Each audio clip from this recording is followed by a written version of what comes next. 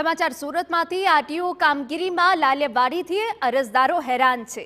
RTO driving test ટ્રેકની સમસ્યા મુદ્દે અરજદારો દ્વારા વિરોધ।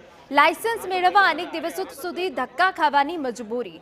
દરરોજ 5 થી 6 કલાક લાઇનમાં ઊભા રહેવા મજબૂર।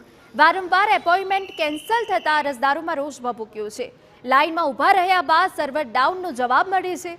લાયસન્સ મેળવવા 10 દિવસ સુધી ધક્કા ખવડાવે છે તેવો આક્ષેપ અરજદાર કરી રહ્યા છે। આરટીઓ અધિકારી તરફથી યોગ્ય જવાબ ન મળતો હોવાનો પણ આક્ષેપ।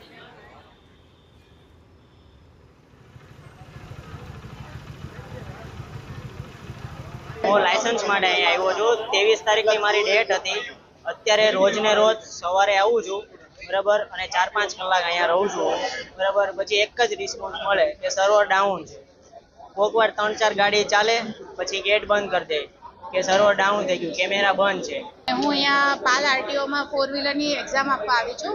અમે રોજ 5-6 દિવસથી આવીએ છીએ અને રોજ સવારે 10 વાગે આવી જવાનું, 5 વાગ્યા સુધી ઊભા રહેવાનું, પાછું ઘરે જવાનું। એવું લાગે છે કે પાલ આરટીઓમાં અમે નોકરી કરીએ છીએ। આગળ થાય રોજ જોબ છોડીને આવવાનું, રોજ ઘરનું કામ છોડીને આવવાનું, બધું હેક્ટિક થઈ જાય છે।